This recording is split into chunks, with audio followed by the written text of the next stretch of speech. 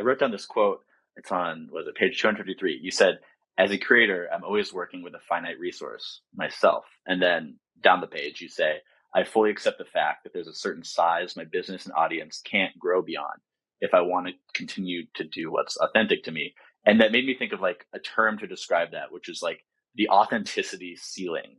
And I always think like when people are, when you hire a social person to work on your brand, which anyone who's operating at a level like you does, and you talk about this and how it was like you kind of grappled with revealing that and talking about that. How do you navigate like the edge of that authenticity ceiling and like get yourself out there without the pigment fading too much?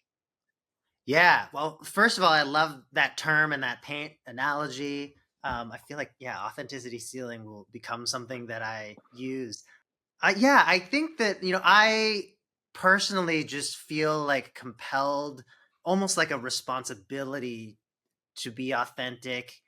And I'm sure, it has roots somewhere in the way that I grew up and my priorities there. But like, I think almost to a fault sometimes I'm wanting to pull the curtain back and be transparent with my audience, be like, look, I'm just like a guy, I'm making stuff, I'm putting it online, like that's all it is. And there's nothing like magical or elevated necessarily about it, because we can all pretty much access these kinds of tools.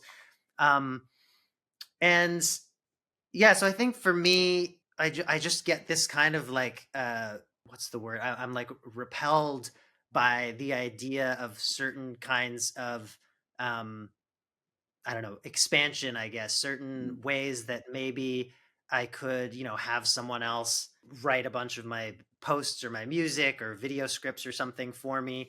Um, I think there's areas of those things where help is possible, but if it ends up that, I'm not the one kind of taking the lead, or it just ends up feeling to me like, I guess a big part of it is it just feels less fun. It feels like, well, I'm almost just doing like the work parts of it. I mean, maybe it's nice that I get the credit or whatever, but Mhm. I'm also just gonna like walk in, read the script, and then leave. But for me, the process is so important. Like I want to be figuring out the video pacing. I want to be figuring out like the wording of the idea that I'm going to communicate. I obviously love writing music, and I want to write my own music rather than be able to put out twice as many songs because I hired someone to also write songs for me.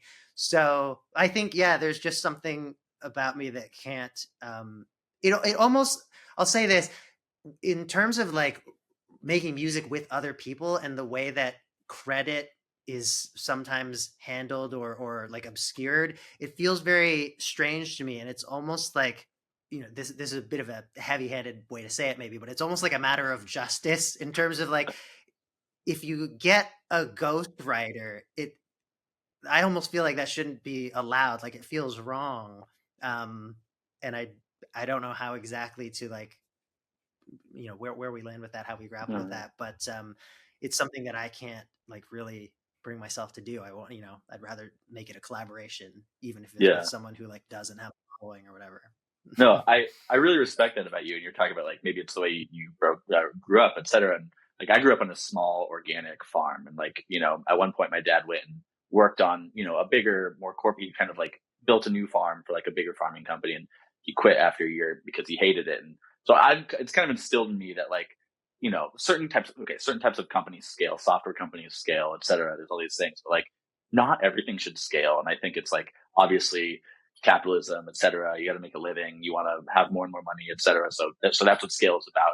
You try to scale a business to make more money. But I think it's like core to your brand that it is like you talk about the process and it is about you. And like, yeah, you're right. There is this sense of justice where you like shouldn't scale that. But something you touched on, I want to go back to is this idea about like your responsibility to your audience. Because I think that like, it's like how you talk about, even if you think you're not doing branding, you are.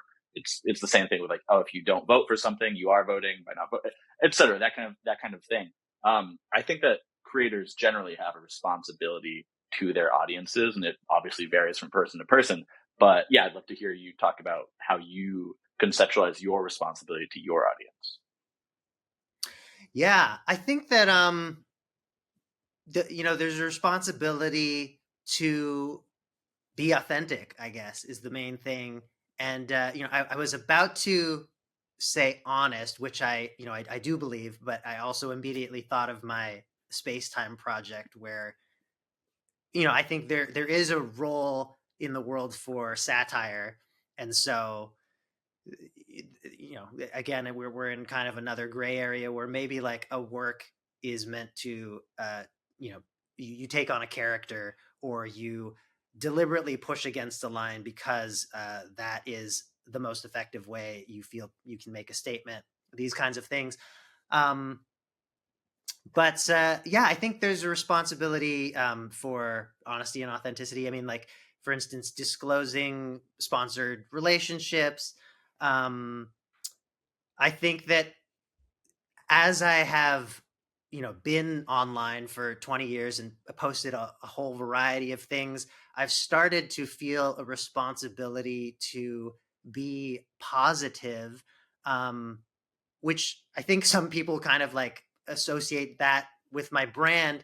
Um, but I mean it more as like, I've seen so many times, whether it's something I posted or something someone else posted, where the repercussions, the way that it makes viewers or readers feel, is not worth whatever perhaps authentic thing you may have wanted to express in a moment.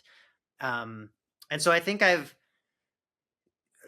thought about that more and more as I've gotten older, I guess, or as I've done more different kinds of posting, like thinking about, in my response to something or the way that I choose to present something, these will have effects.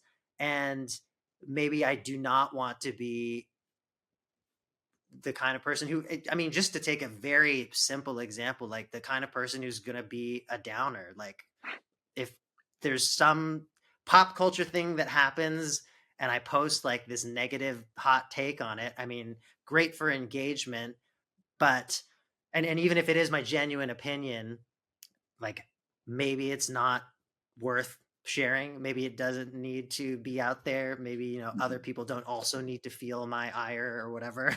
So I think about that, I think maybe as a big part of the responsibility that a public figure might have. Yeah.